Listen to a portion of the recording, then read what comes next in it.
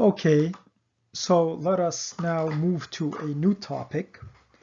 Again, another very important topic, which is the authority of Hadith. And this has to do with, again, a core idea in Hadith application.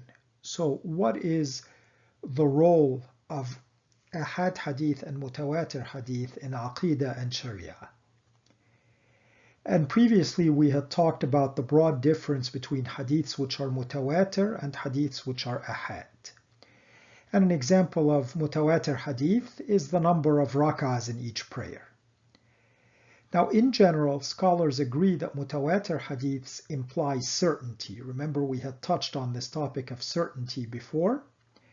And therefore, they can be used to establish the pillars of faith as well as religious law. Therefore, no Muslim can think that Dhuhr is 3 rak'ahs, for example. Because mutawatir hadith implies certainty, a mutawatir hadith has full authority in terms of religious law with an authority just below the Quran.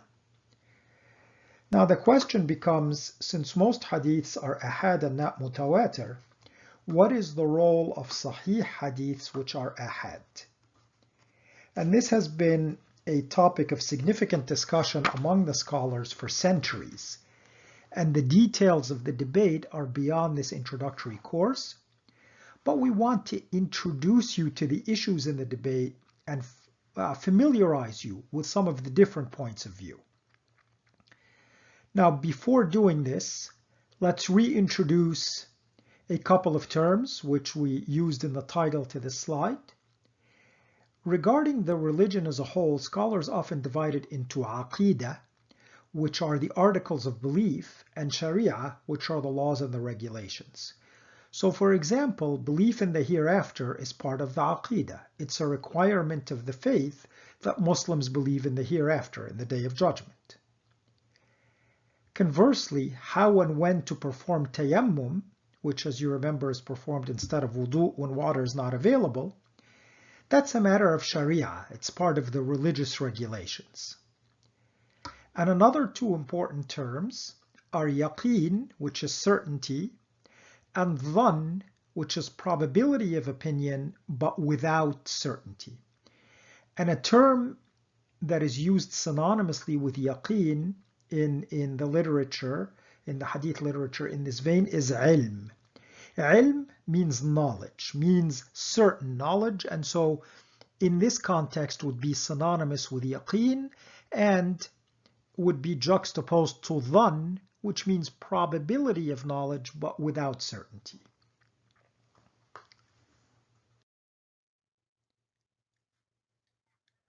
Now,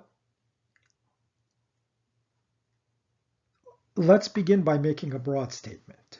Let's say that most scholars believe that mutawatir hadiths assert certainty, while sahih ahad hadiths convey only dhann, a probability that the Prophet said it, but not absolute certainty.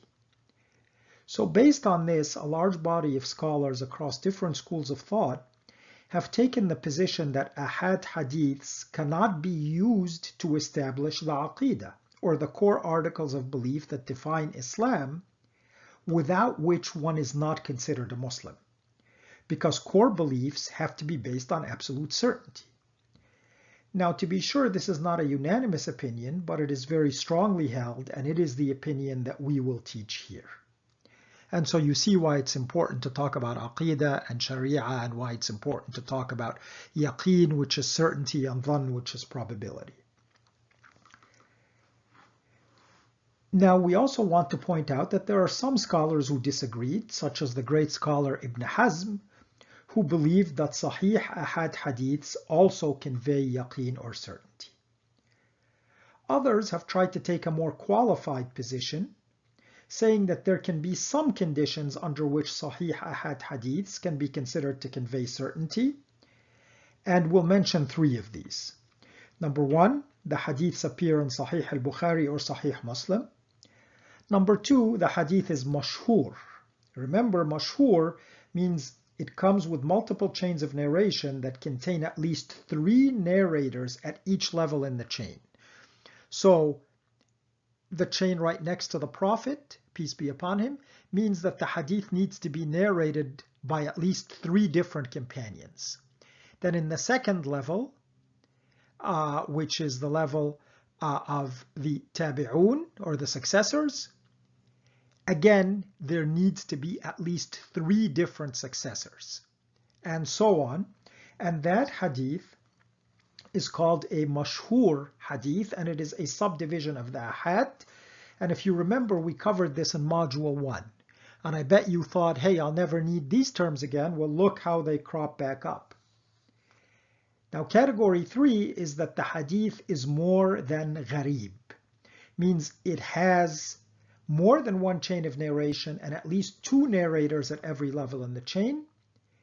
But if the hadith at this point would be a aziz hadith, having 2 narrators at each level in the chain, or 2 narrators at some level in the chain only, not 3 narrators at each and every level to make it mashhur, then the chains not only need to be sahih, but must consist of well-known imams and scholars. So those, in the opinion of some of the scholars, would be the 3 conditions under which a sahih ahad hadith can reach the level of yaqeen.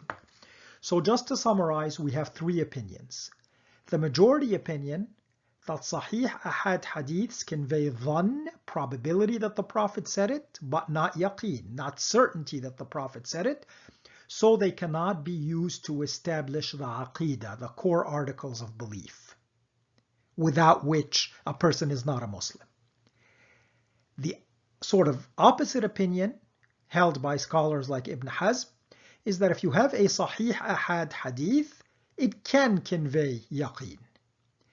The middle ground opinion is that there are conditions under which a sahih ahad hadith can convey yaqeen, and they are the 3 conditions that we just talked about. They're in Sahih al-Bukhari or Sahih Muslim.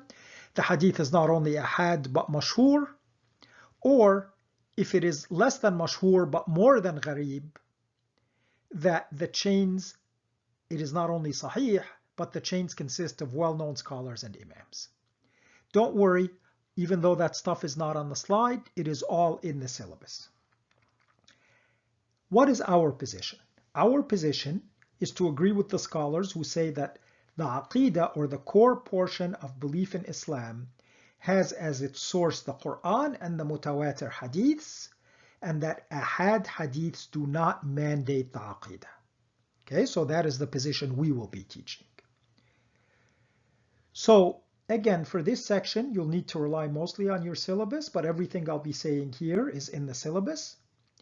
So let's look at a concrete example.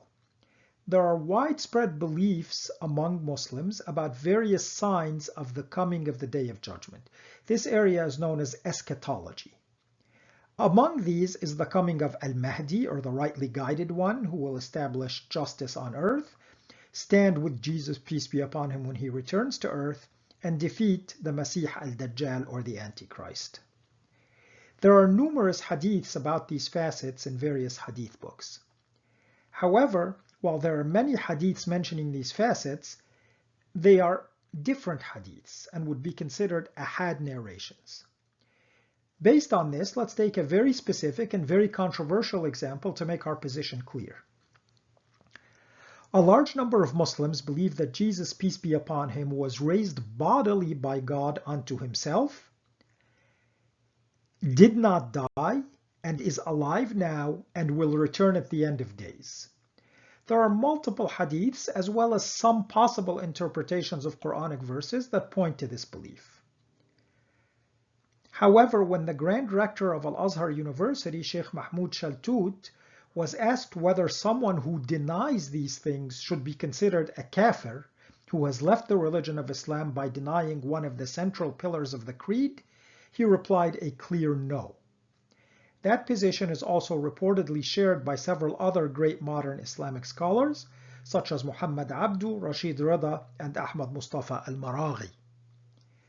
Now, once again, we're not taking a position on the issue itself or objecting to this belief, but we are taking a position on the notion that this issue forms a core part of the Islamic creed, like belief in the messengers, the books, the angels, the day of judgment, etc. We believe that the evidence in this area are multiple hadiths with singular transmissions rather than a single mutawatir hadith, and we believe that this is not sufficient proof to form a cornerstone of aqeedah wherein someone who denies it can no longer be considered a Muslim. So this would be a direct application of the point made by our classical scholars that ahad hadiths do not form a cornerstone of aqeedah. Therefore, after looking at the evidence of the hadiths, if you believe it, then that's fine. If you don't, that's fine. If you're undecided, that's fine. And Allah subhanahu wa ta'ala knows best.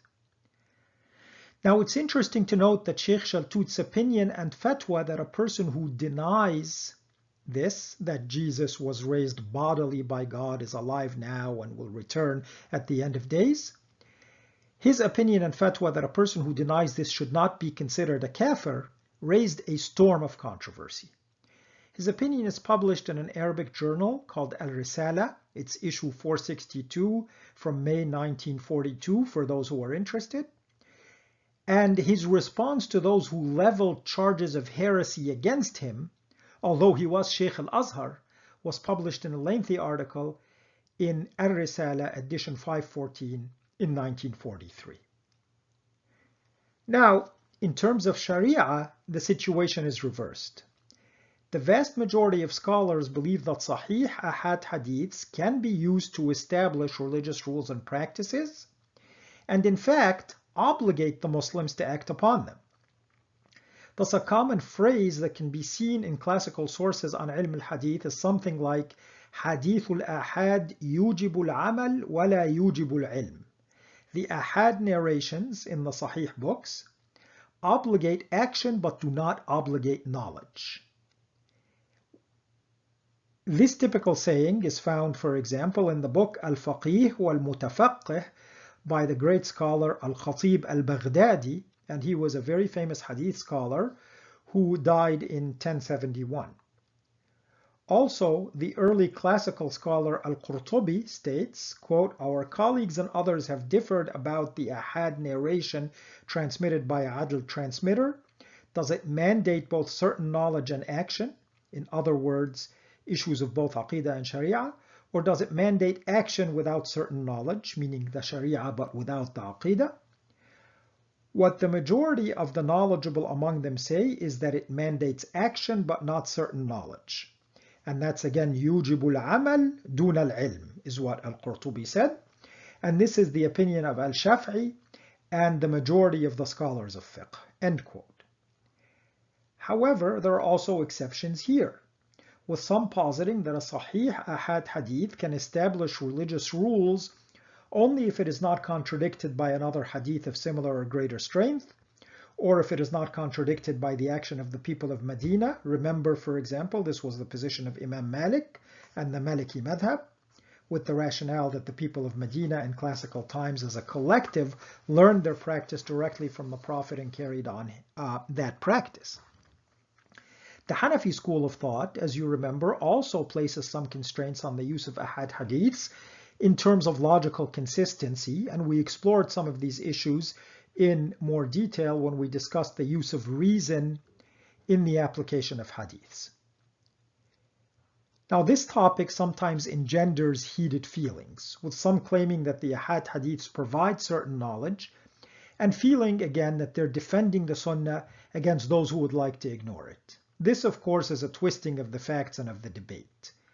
Those students interested in assessing the opinion of our scholars on this topic are referred to the thorough online two-part article in the journal Al-Wa'i, the September and October 2018 issues 384 and 385, by Abu Ubaida Muawiyah al-Hijji.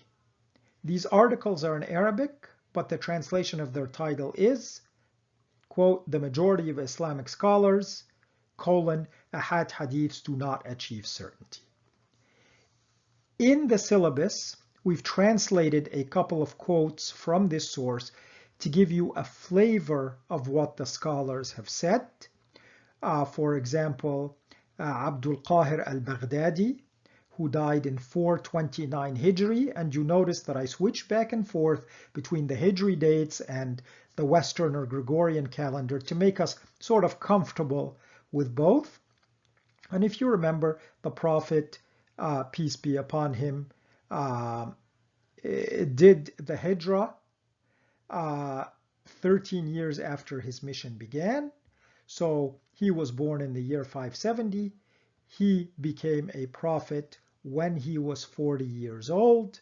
So that would be roughly the year 610. Now there's a difference between the lunar calendar and the solar calendar, etc. 13 years after that would be 623. Then add 429 years to that to get a rough estimate. Okay? So you know then that Abdul Qahir al-Baghdadi lived in the 11th century of the Western calendar. So now in his book Usul ad-Din, or the Foundations of the Faith, the Ahad narrations, he says, quote, the Ahad narrations, if they have Sahih isnads and their matn is not untenable according to reason, obligate action though not knowledge, in other words, not belief. And it holds the same status as the testimony of righteous witnesses, since the ruler makes obligatory judgments on its apparent contents, although he is not certain of its veracity. It is with this kind of narration that most scholars have established the peripheral rulings in Sharia in both the ibadat, acts of worship, and mu'amalat, dealings between people, and the rest of the areas of halal and haram, and those who deny the obligation of acting on the ahad narrations in toto have erred. So what the scholar Abdul Qahir al-Baghdadi is saying is basically what we've been saying, is that Sahih Ahad Hadiths are like the testimony of witnesses in court.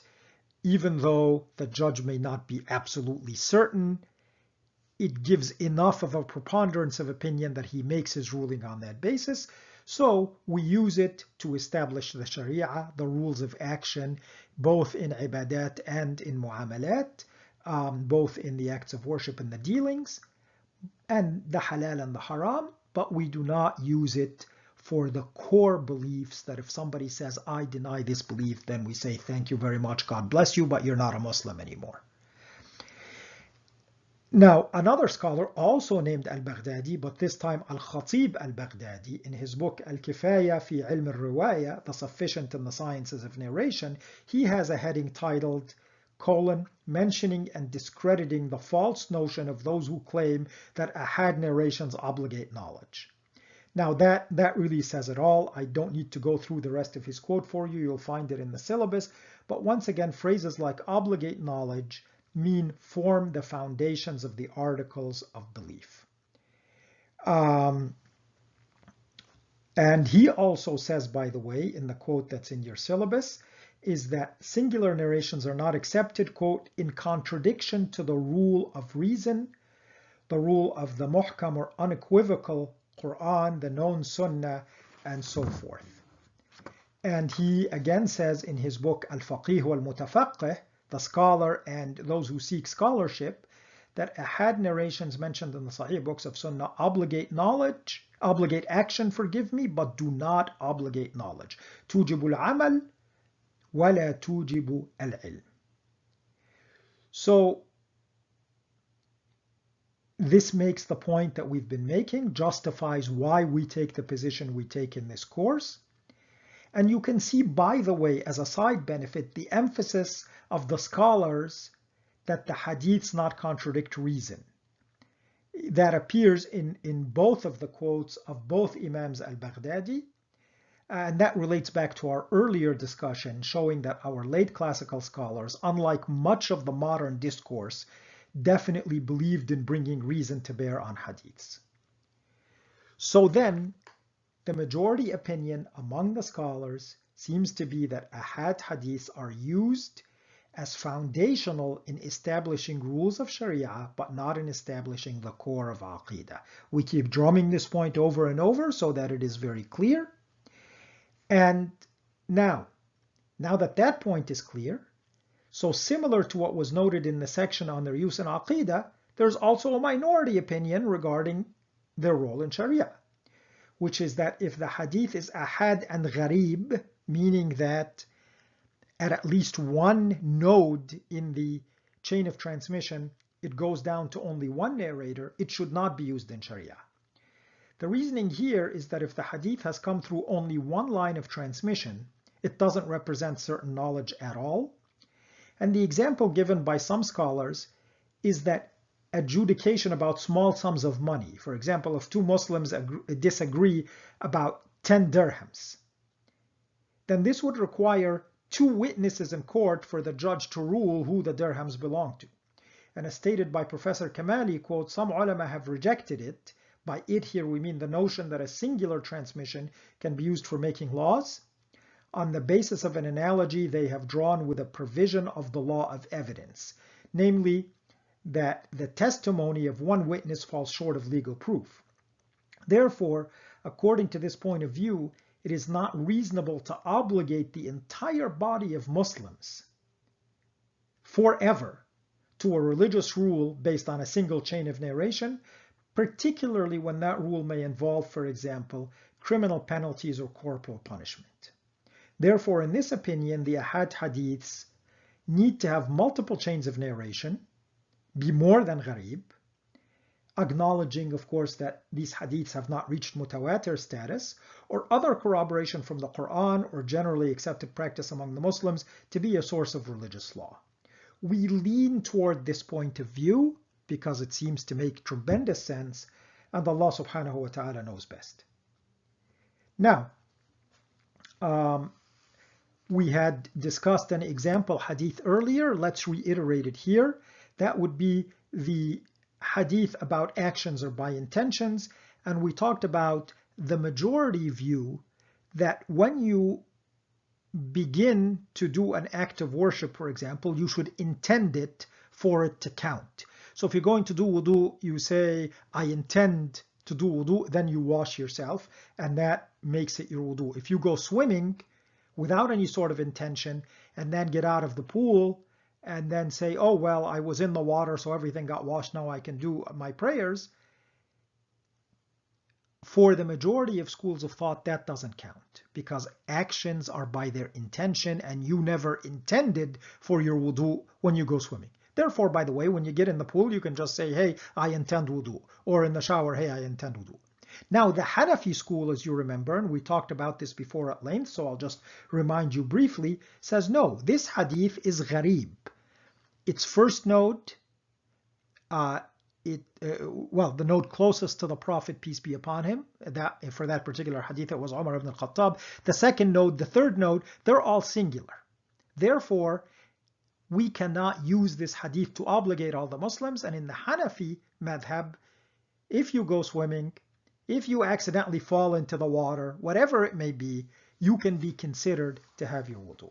And we'll leave that up to you, but we just wanted to give you a sense of how these things play out. So this lecture is not as long as some, but I think it is a good point to stop here because it does tackle a very important topic, and we kind of don't want to dilute the emphasis by going into another topic. So next lecture, inshallah, we will begin tackling some of the other very important topics in hadith application. As always, thank you for your attention with us. Thank you for taking this course. We hope that you're enjoying it and learning something from it. God bless, and we'll see you in the next lecture, inshallah. Assalamu alaikum.